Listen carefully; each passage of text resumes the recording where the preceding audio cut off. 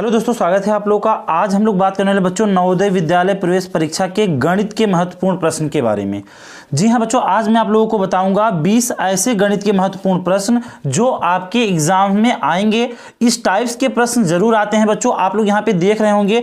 इस टाइप्स के क्वेश्चन मैं आप लोगों के लिए लेकर के आया हूँ जो बहुत ही इंपॉर्टेंट है और प्रतिवर्ष एग्जाम्स में पूछे जाते हैं। तो बच्चों आप लोग वीडियो बिल्कुल भी स्किप मत करिएगा, अंत तक देखिएगा, बहुत जानकारी आपको मिलेगी। अगर आप तैयारी कर रहे हैं तो आपको बहुत हेल्प देने वाला है। स्टार्ट करते हैं बच्चों क्वेश्चन नंबर 1 से। ठीक है, आप लोग कॉपी पेन लेकर इसे नोट भी कर सकते हैं क्योंकि इस टाइप के जितने भी प्रश्न आए आप एग्जाम में आसानी से बच्चों कर सके।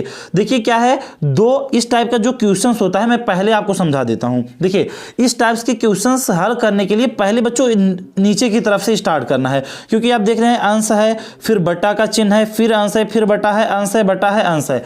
तो इस टाइप के क्वेश्चंस आप आराम से देखिए, आपको एकदम समझ में आने वाला है। देखिए पहले मैं आपको समझाता हूं। 2, ठीक है, बटा है। अब इसके बाद क्या है, यहां 1 है प्लस, ध्यान समझिए 1, अब इसके बटे है, ठीक है ना। इसके बटे क्या है, 1 माइनस 1/2, यानी कि इस टाइप का क्वेश्चन है आपका, है ना।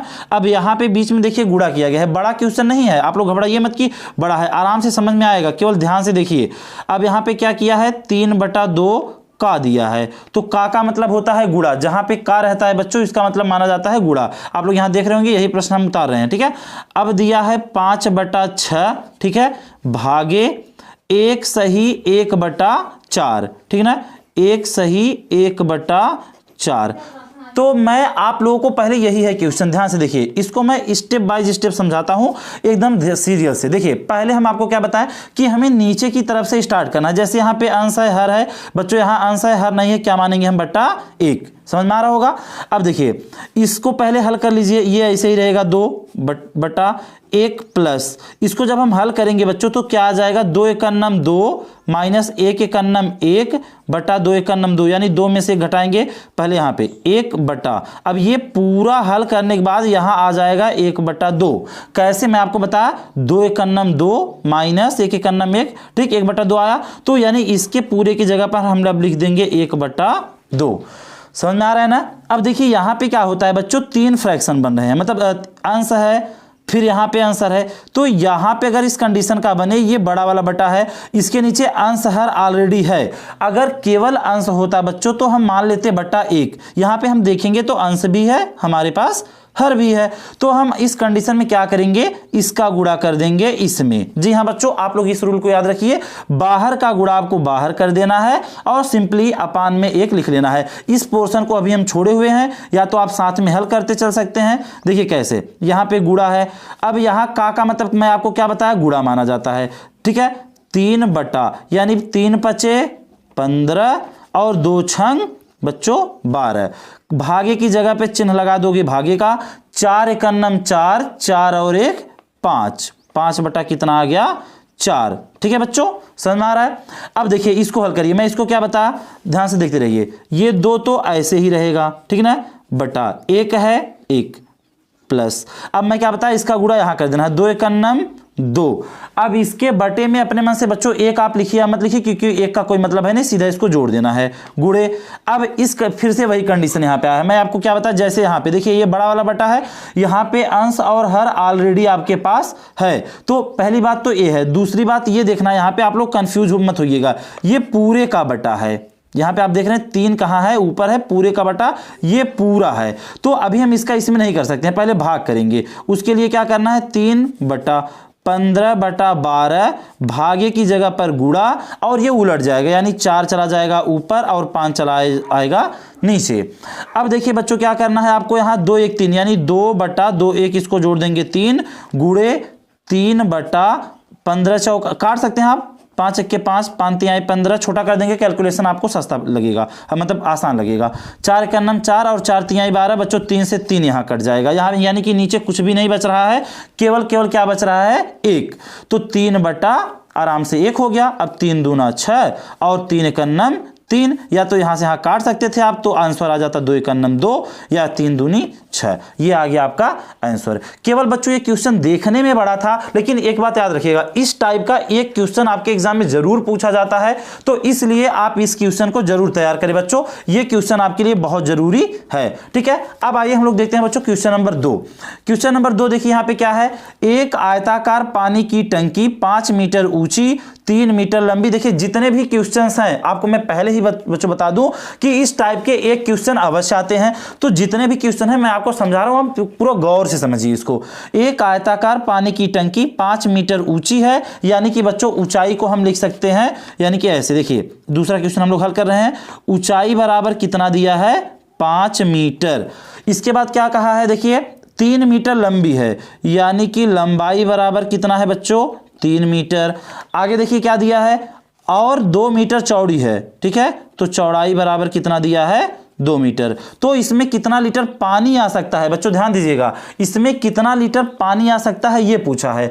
आप इसका पहले सुनिए, जैसे कोई भी पात्र होगा, अगर टंकी जो आयताकार है, तो पहले हमें उसका क्या निकालना होगा बच्चों, टंकी का आयतन, यानी कि हमें फार्मूला लगाना होगा टंकी का आयतन बराबर, तो टंकी किसके आकार की है बच्चों, टंकी है आयताकार, ठीक है, टंकी किसके आकार की है, आयताकार है। तो आयत का क्षेत्रफल यानी आयत है, आयताकार है, यानी घनाभ बनेगा, उसका सूत्र होता है आयतन का लंबाई गुणे चौड़ाई और बच्चों गुणे ऊंचाई, यही फार्मूला होता है इसके आयतन का। तो लंबाई का मान 5 है, चौड़ाई का मान 3 है और ऊंचाई का मान 2 है। आप लोग आराम से समझिए, अगर बच्चों अगर मान लीजिए यहीं पे आयताकार की जगह पे वर्गाकार या दूसरा कोई दिया होता तो उसका सूत्र बदल जाता, लेकिन ज्यादातर आयताकार देता है। आप लोग याद रखिएगा, अगर आयताकार टंकी है बच्चों तो उसमें लंबाई भी होगी, चौड़ाई भी होगी और ऊंचाई भी होगी। तो 5 तिहाई 15, 15 दूना 30, यानी 30 मीटर क्यूब इसका क्या आ गया आयतन। क्या है बच्चों, आयतन। अब हमें निकालना है कि कितने लीटर पानी आएगा। ध्यान समझिए, आप इससे पहले अगर नहीं पढ़े हैं तो मैं आपको बता देता हूं। 1 घन मीटर बराबर होता है बच्चों 1000 लीटर। ये फार्मूला है, एक तरीके से आपको याद रखना है। 1 घन मीटर में क्या होता है 1000 लीटर। तो हमारा आयतन कितना आया है, आप ध्यान से समझिए, हमारा आयतन कितना आया है बच्चों 30 घन मीटर है। तो जब 1 घन मीटर में 1000 लीटर, तो 30 घन मीटर बराबर 30 गुणे 1000, यानी कि बच्चों दोनों का गुणा करा देंगे हम लोग, तो कितना आ जाएगा 30,000 लीटर। कितना आ गया बच्चों 30,000 लीटर। यही क्या है आयतन है, यानी इतना लीटर पानी है। अब देखिए क्वेश्चन नंबर अगला, इसको आप ध्यान समझिए, रोक के दोबारा देख सकते हैं, ठीक है बच्चों। अब देखिए क्वेश्चन नंबर अगला हम देखते हैं 43। देखिए क्या, अब मतलब तीसरा देखते हैं अपना, शून्य है। अब इसमें 4 ऑप्शन दिया है, शून्य क्या होता है। ध्यान दीजिए, प्राकृतिक संख्या होता है शून्य, पूर्ण संख्या होता है शून्य, या धनात्मक संख्या होती है पूर्ण, या बच्चों ऋणात्मक पूर्णांक होता है। तो मैं आपको पहले ही जानकारी के लिए बता दूं कि जो 43 वाला क्वेश्चन है, यानी कि बच्चों इसका जो करेक्ट आंसर होगा, शून्य एक पूर्ण संख्या होती है। शून्य क्या होती है बच्चों, एक पूर्ण संख्या होती है, यानी कि बी वाला इसका क्या हो जाएगा करेक्ट आंसर हो जाएगा। अब देखिए क्वेश्चन नंबर अगला बात करते हैं बच्चों, सबसे इंपॉर्टेंट क्वेश्चन है, आपको बिल्कुल वीडियो मिस नहीं करना है, एकदम गौर से समझना है। यदि किसी संख्या और उसके 3/5 भाग का अंतर 40 है तो संख्या ज्ञात कीजिए। सवाल को फिर से पढ़िए बच्चों, यदि किसी संख्या यानी कोई एक संख्या है और उसके 3/5 भाग का अंतर, अंतर का मतलब मैं आपको बता दूं बच्चों, अंतर का मतलब होता है घटाना, आपको पता ही होगा, का अंतर 40 है। आइए देखते हैं हम क्या करेंगे इसको। पहले इसमें हमें संख्या का तो पता है नहीं, तो हम क्या करेंगे बच्चों, माना संख्या बराबर यक्स, यानी कि माना संख्या बराबर यक्स, यानी वो संख्या हम क्या मान लेंगे बच्चों यक्स। अब क्या बोला है कि उसी संख्या और उसके 3/5 भाग का, यानी कि वो संख्या कितना है यक्स है बराबर। अब इस संख्या का 3/5 भाग जब आप निकालोगे तो बच्चों 3/5 भाग, यानी कि 3/5 का गुणा।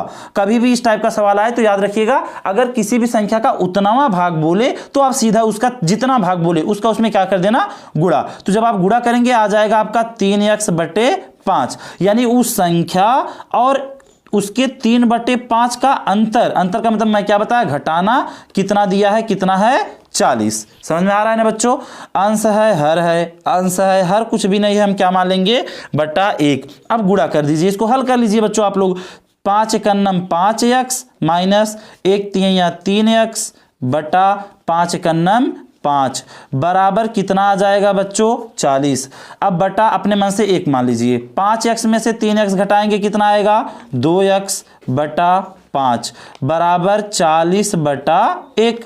अब ये बन गया बराबर का भिन्न। अगर आपको इस टाइप के क्वेश्चंस नहीं आते हैं तो समझिए ध्यान से। देखिए इधर भाग है बराबर, क्योंकि हमें देखिए इसमें यक्स का मान निकालना है, यानी यक्स से जितने भी नंबर्स इसके आसपास रहेंगे बच्चों सबको हमें इक्वल के उधर ले जाना पड़ेगा। यानी ये भाग है, उधर जाएगा क्या हो जाएगा गुणा, यानी 2x बराबर 40 बटा 1 रहने दीजिए, कोई मतलब नहीं है, गुणे 5। अब देखिए अब ये दो गुणे में है, 2 और x के बीच कुछ नहीं है, क्या माना जाएगा गुणा, बराबर को उधर ले जाएंगे क्या हो जाएगा भाग, यानी x बराबर 40 गुणे 5 बटा बच्चों 2। अब इसको इससे काट दीजिए, 2 एकन्नम 2, 2 दूना 4, 0 आ गया, यानी x बराबर 20 पंजे 100। x बराबर कितना आ गया बच्चों 100। x का वैल्यू कितना आया 100। तो संख्या में क्वेश्चन में क्या पूछा था, तो संख्या ज्ञात कीजिए। यहाँ पे आप लोग देखिए क्या है आंसर, इसका करेक्ट आंसर क्या है बच्चों 100। ठीक है, उम्मीद है आप लोगों को क्वेश्चन समझ में एकदम बढ़िया से आ रहा होगा।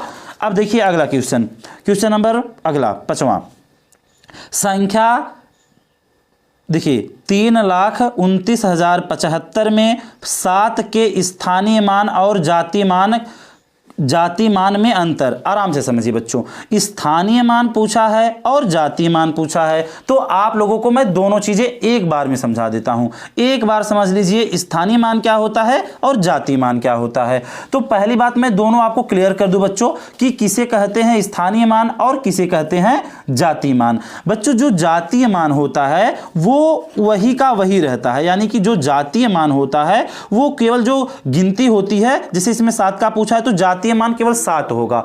लेकिन जो स्थानीय वाला होता है, क्या होता है बच्चों, जो स्थानीय मान होता है वो डिपेंड करता है। जैसे इस क्वेश्चन में देखिए आप 7 कहां पे है, दूसरे नंबर पे। कहां पे है बच्चों, दूसरे नंबर पे। अब इस टाइप में क्या करना है हमें, तो 7 का स्थानीय मान दूसरे नंबर का मतलब है कि इकाई पे 5 है, दहाई पे 7 है, यानी कि दहाई पे 7 है। दहाई का मतलब 10, यानी 7 के बाद एक संख्या है तो यहां पे हम क्या करेंगे 1 0 लगाएंगे। समझ में आ रहा है ना, स्थानीय मान यही होता है। जैसे अगर यही 7 यहां 9 की जगह पे होता तो 7 लिखते और 7 के दाहिने तरफ कितनी संख्या है 1 2 3, कितना 0 लगा लेते हैं हम 3। तो इसमें पूछा है कि स्थानीय मान और जातीय मान में अंतर। अंतर का मतलब मैं पहले ही आपको बता दिया बच्चों, घटाना। तो आप अंतर निकाल दीजिए, अंतर बराबर 70 माइनस 7। अब घटा देंगे कितना आ जाएगा 63, यानी इसमें करेक्ट आंसर कौन सा है बच्चों, चौथा वाला, यानी चौथा इसका करेक्ट ऑप्शन है, यही आंसर सही है। आप लोगों का डाउट क्लियर हो गया होगा स्थानीय मान और जातीय मान में, ठीक है ना। अब देखिए क्वेश्चन नंबर अगला बच्चों, 27 पेन का विक्रय मूल्य 30 पेन के क्रय मूल्य के तुल्य है। आराम से समझिए बच्चों, जो विक्रय मूल्य है यानी कि 27 पेन का विक्रय मूल्य 30 पेन के क्रय मूल्य के तुल्य है। समझ में आ रहा है ना। तो बच्चों देखिए तुल्य का मतलब क्या होता है, बराबर, यानी कि जो 27 पेनों का विक्रय मूल्य है वो 30 पेनों के क्रय मूल्य के क्या है, बराबर। तो पूछा है कितने प्रतिशत लाभ या हानि हुआ, यानी उसे कितने प्रतिशत लाभ हुआ या हानि हुआ। तो पहले ध्यान से समझिए दोनों इसके बराबर हैं। देखिए यानी कि जो क्रय मूल्य दिया गया है वो विक्रय मूल्य के क्या है, बराबर। तो यानी कि क्रय मूल्य बराबर क्या है, ध्यान से समझिए, क्रय मूल्य बराबर यानी खरीदा गया। देखिए पहले प्रश्न को देखिए, मैं एक चीज बताऊं बच्चों, अगर क्वेश्चन ना समझ में आए तो प्रश्न बार बार पढ़िए, बार बार रिवाइज करिए, उससे क्या होगा कि आप लोगों को बहुत हेल्प मिलेगी क्वेश्चन को समझने में।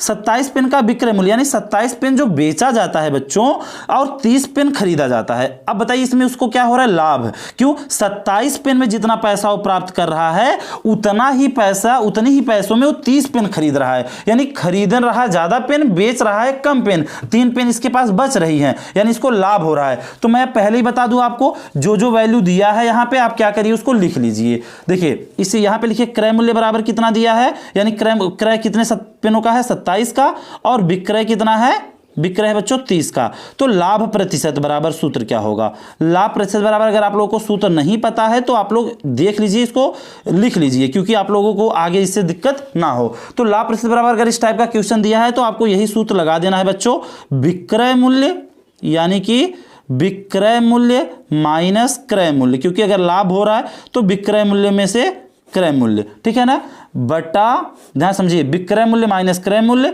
बटा, आपको यहां पे फिर करना है गुणे 100, ठीक है, और बटा क्रय मूल्य। ये फार्मूला आप लोग याद रखिए। आप लोगों को वैसे भी सूत्र होता है लाभ प्रतिशत बराबर क्या होता है, लाभ गुणे 100 बटा क्रय मूल्य। तो लाभ की जगह पे यही लिखेंगे हम। तो विक्रय मूल्य का मान है कितना, देखिए विक्रय मूल्य का मान कितना दिया है बच्चों 30, और क्रय मूल्य का मान कितना दिया है 27, ठीक है ना, गुणे 100 बटा क्रय मूल्य का मान कितना है 27। समझ में आ रहा होगा आप लोगों को।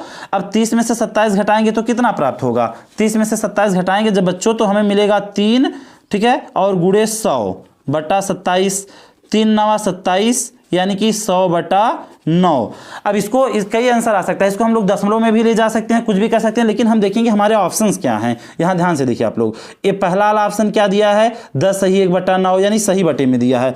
तो जब इसको हम सही बटा में करेंगे तो सही बटा में करना आता होगा बच्चों, नहीं आता है तो मैं आप लोगों को वो भी सिखा देता हूं, ठीक है। 9 एकन्नम 9, ठीक है, 10 में से 9 गया 1 बचा 0, 9 एकन्नम बच्चों 9, नीचे 1 बचा, यानी कि क्या होता है जो भागफल आता है उसको हम लोग कहाँ लिखते हैं बच्चों, सामने, क्या होता है वो सामने, और जो शेषफल बचता है शेषफल को हम लिखते हैं ऊपर, और जो जिससे भाग दिए रहते हैं उसको नीचे लिखा जाता है। हमेशा याद रखिएगा, अगर आपको कोई भिन्न है उसको मिक्स फ्रैक्शन में बदलना है, यानी कि मिश्र भिन्न में बदलना है, तो इसको भाग करिएगा और जो यहाँ आए उसको सामने, जो नीचे आए उसको ऊपर, जो जिससे भाग दिए रहे वो नीचे बना दीजिएगा, यानी ये इतना प्रतिशत क्या होगा उसको लाभ होगा। यानी इसमें आपका कौन सा ऑप्शन करेक्ट है बच्चों, इसमें आपका ऑप्शन नंबर 2 क्या है, एकदम करेक्ट है, ठीक है। मजा आ रहा है बच्चों ना, समझ में आ रहा होगा आप लोगों को, एकदम इसीलिए आराम से समझा रहे हैं, ठीक है। अब देखिए क्वेश्चन नंबर अगला 7वां जो है इसमें का, ध्यान से समझिए। ये 4 दर्जन केलों का दाम 24 रुपए है, तो 150 किलो का दाम कितना होगा बच्चों, ध्यान दीजिए। 4 दर्जन केलों का दाम कितना दिया है, ध्यान से समझिए, 24 रुपए, ठीक है ना। इसका मतलब अगर हमें 150 किलो का दाम निकालना है तो पहले ये पता करना होगा कि 1 केले का दाम कितना होगा, ठीक है ना। तो देखिए 1 दर्जन किलो का दाम पहले हम लोग पहले देखिए 2 दर्जन किलो में कितना, 2 दर्जन में कितने किलो होंगे 24, कितने होंगे बच्चों 24, यानी कि 1 केला, पहले सवाल समझिए, 4 दर्जन दिया है तो 1 दर्जन में 12 होते हैं, तो 4 दर्जन में कितने होंगे 48, कितना होगा ध्यान दीजिए। अब यानी कि 4 दर्जन किलो का दाम दिया है ना, तो 4 दर्जन, ठीक है, 4 दर्जन किलो का दाम बराबर कितना दिया है बच्चों 24 रुपया। आराम से समझिए, आ जाएगा आप लोगों को, ठीक है ना। तो 4 दर्जन पहले ये पता कर लीजिए कि 1 दर्जन केले में कितना होता है 12, तो टोटल कितना हो जाएगा, यानी कि 48, 12 चौक 48, 4 गुणे 12, ठीक है ना, कितना आया 48 केला आया, यानी कि 1 दर्जन मतलब 4 दर्जन में कितने केले आएंगे टोटल 48। तो 1 केले का दाम कितना, 1 केले का दाम बराबर, बच्चों ध्यान दीजिएगा, 4 दर्जन किलो का दाम कितना है 24, समझ में आ रहा है ना। 4 दर्जन किलो का दाम 24 है, तो 48 किलो का दाम क्या हो जाएगा 48, 24 बटा 48। तो क्योंकि इसका देखिए इसके बीच ये अभी हमेशा याद रखिएगा कि अगर इस टाइप का आएगा तो ये इधर गुणे में होगा, अगर गुणे 1 करेंगे तो उधर जाएगा तो 48 हो जाएगा, इसको काट देंगे 1 बटा 2 आ जाएगा, यानी ये क्या निकल के आ गया बच्चों 1 केले का दाम, कितने का 1 केले का दाम आ गया। अब हम लोग देखेंगे कितने का पूछा है हमसे, 150 किलो का पूछा है, तो 150 किलो का दाम बराबर 150 किलो का दाम। अब देखते हैं हम लोग 150 किलो का, जब 1 किलो का दाम 1 बटा 2 है 1 केले का दाम, तो 150 में इसका क्या कर देंगे हम लोग, आराम से सिंपली गुणा कर देंगे। 150 एकन्नम 150 बटा 2 एकन्नम 2, काट देंगे 2 सते 14, 2 पचे 10, यानी कि बच्चों 150 किलो का दाम कितना होगा 75 रुपया, कितना है यहाँ पे 75 रुपया। इसमें देखिए करेक्ट आंसर कौन सा है, सी वाला इसका क्या है करेक्ट ऑप्शन। मजा आ रहा है आप लोगों को, अगर पसंद आ रहा है यानी कि समझ में आ रहा है क्वेश्चन पूरा जम रहा है, तो आप लोग चैनल को सब्सक्राइब कर दीजिए, बेल आइकन प्रेस कर दीजिए। इसी तरीके से मैं आप लोगों को पूरे नवोदय नवोदय के जितने भी इंपॉर्टेंट क्वेश्चन है बच्चों, सब मैं आप लोगों को करवाने वाला हूं, ठीक है ना। अभी देखो वीडियो बहुत लंबी हो रही है बच्चों, इसलिए इसमें 8 क्वेश्चन हम लोग कवर किए हैं, यानी 7 क्वेश्चन कवर किए हैं। अब जो क्वेश्चन बचे हैं नेक्स्ट वीडियो में आएगी, जिसका लिंक डिस्क्रिप्शन में मिल जाएगा, या तो आप लोग चैनल पे विजिट करके देख लेना बच्चों, ठीक है। अगर पसंद आया है तो लाइक कर दीजिए, शेयर कर दीजिए सभी बच्चों के पास, जितने भी आपके फ्रेंड्स हैं, जितना भी सर्कल है, जो भी बच्चे हैं सबके पास शेयर कर दीजिए, और चैनल को सब्सक्राइब करके बेल आइकन जरूर प्रेस करिएगा। थैंक यू सो मच दोस्तों।